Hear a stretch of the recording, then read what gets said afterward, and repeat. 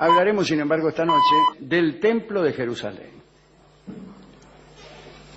El rey David fue un gran rey por distintos motivos. Al parecer, él reunió las funciones reales y sacerdotales. Él creó una capital nacional y religiosa, que fue Jerusalén. Y a pesar de su maldad ocasional, David era un hombre de profundo sentimiento religioso y también tenía cualidades artísticas. Según la tradición, era músico, poeta y salmista. Además, sus resultados militares no tuvieron igual en la historia de los judíos. En Jerusalén realizó construcciones de gran importancia y además trajo el arca, que era la reliquia más preciosa que poseían los israelitas, y la depositó en su propia ciudad. Pero, a pesar de todo eso, no construyó un templo. No construyó un templo grandioso como el que se esperaba para albergar el arca. Ahora bien, antes de seguir adelante, ¿qué era el arca de la alianza de la que tanto se habla? En verdad, se trataba de un humilde mueble religioso que originalmente contenía el pacto con Dios. Era simplemente un cajón de madera de 1,20 por 75 y falta otra medida. Pero porque si no era un tablón. Si no, ni siquiera era un cajón, sino un dibujo en dos una cartulina dimensiones. era, Claro. señor. No era un objeto del culto que mereciese veneración. Sin embargo, los israelitas asignaban cualidades divinas a las palabras de Dios, de modo que como allí se guardaban las tablas, en cierto sentido la deidad vivía en el arca. Muchas veces el arca era llevada a la batalla como emblema de guerra y en los viejos tiempos había sido el centro físico del culto israelita.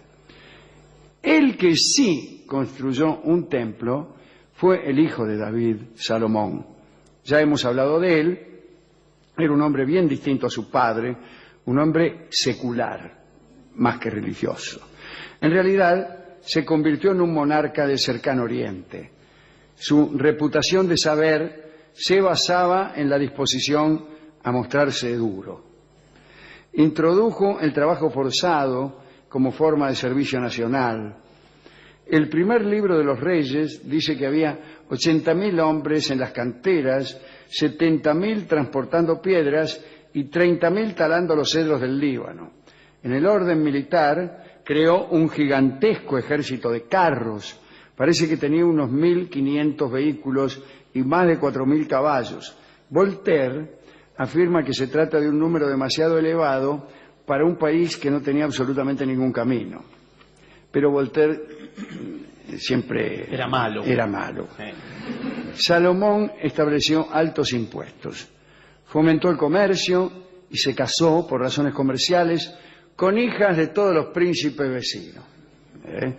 Sin ir más lejos, fue marido de la hija del faraón de Egipto, anfitrión de la famosa reina de Saba, que llegó de Arabia Meridional para promover el tránsito de mirra, incienso y especias. Salomón tenía una alianza política con Hirán de Tiro, otro gran monarca traficante. Las relaciones diplomáticas incluían concursos de adivinanzas en los que se hacían fuertes apuestas en efectivo y que llegaban en ocasiones a involucrar ciudades y regiones enteras. Salomón y Hirán se la pasaban acuñando enigmas que a veces contribuían a mejorar la economía de sus países. También eran socios en una flota de naves que iban al país de Ofir, en el África Oriental. Los dos reyes comerciaban en animales raros, por ejemplo el ornitorrinco, y aves, como así también en madera de sándalo y marfil. Este hombre, vendedor de armas, poeta y administrador, mejor dicho, de una justicia que se complacía en el capricho y en la paradoja, fue el que construyó el templo. Desde luego, hoy nada queda de la Jerusalén de Salomón, que fue sumergida bajo el enorme templo que más tarde erigió Herodes el Grande. El Libro de los Reyes describe el primer templo, no el de Salomón. Tenía 3 alas, cada una de 10 metros de ancho, un salón santo de unos 20 metros de longitud y el Sancta Sanctorum, un cuadrado de 10 metros de lado. Es que era mantenido completamente a oscuras, como ocurría con los santuarios de los templos egipcios, ¿no? El edificio no se parecía en nada al estilo de los israelitas. Los albañiles y los artesanos habían sido traídos desde Fenicia. 2 pilares de bronce, cada uno de 12 metros de altura, protegían un altar revestido de oro. La madera de cedro cubría el piso y los muros. En el Sancta Sanctorum estaban las reliquias del culto de la antigua religión de Yahvé, el arca de la alianza, el cayado de Moisés, la vara de Aarón, el jarro de maná y el almohadón sobre el cual descansó la cabeza de Jacob cuando tuvo su sueño de la escalera. Pero para la época de la caída de Jerusalén, en 587 a.C., todas esas cosas ya habían desaparecido hacía mucho tiempo. Salomón aprovechó el templo para promover una reforma religiosa orientada hacia el absolutismo real, en cuyo marco el rey controlaba el único santuario donde podía venerarse a Dios, el único. El templo de Salomón fue demolido junto con gran parte de la ciudad por las tropas de Nabucodonosor. Y parece que junto con los príncipes, los hombres fuertes y artesanos y guerreros, como bien sabemos, fueron llevados por las tropas de Nabucodonosor a Babilonia y solo quedaron en la vieja Jerusalén los más pobres del país. Algunos judíos, como el profeta Jeremías, dieron en pensar que la resistencia era inútil, puesto que la destrucción de Jerusalén era la voluntad de Dios, y Nabucodonosor vendría a ser para Jeremías simplemente un agente de esa voluntad. Cuando la ciudad cayó, el profeta Jeremías fue obligado a instalarse del lado opuesto de la frontera egipcia, donde continuó denunciando los pecados que habían acarreado la ira del Señor. El templo de Jerusalén fue edificado nuevamente por Herodes el Grande, un rey que fue al mismo tiempo un político brillante, estadista sabio y lúcido, pero también sanguinario, supersticioso, ingenuo y un poco loco. Es nada menos que el gestor de la degollación de los inocentes. Es evidente que Herodes se atuvo al modelo de Salomón para construir el templo. Su objetivo fue perpetuar su memoria con una construcción colosal, ¿no? Y ya venía con gastos grandiosos de interés público e incluso inauditos actos de beneficencia. Fundó y construyó la ciudad nueva de Cesarea, que era un puerto cercano a Jerusalén, pero que daba al mar, ¿no? Esta ciudad tenía un anfiteatro donde se celebraban juegos cada 4 años y una gigantesca figura de César, que según dice Flavio Josefo, que era un judío pero ciudadano romano que escribió mucho y fue contemporáneo, ¿no? Según dice Flavio Josefo, aquella gigantesca figura de César no era inferior al Júpiter olímpico, una de las 7 maravillas. En el año 22 a.C., Herodes convocó a una asamblea nacional y anunció la obra de su vida, la reconstrucción del templo. Para ello hubo que demoler lo poco que quedaba del templo de Salomón y a construir el templo nuevo exigió 46 años. Y los artesanos continuaron completando las decoraciones y todavía seguían en eso cuando el ejército romano arrasó toda Jerusalén en el año 70, o sea, mucho después. Para alcanzar los efectos grandiosos que él deseaba, Herodes duplicó la extensión del monte del templo. Había muros de sostén, puentes, portones, a los que se accedía por rampas y escaleras.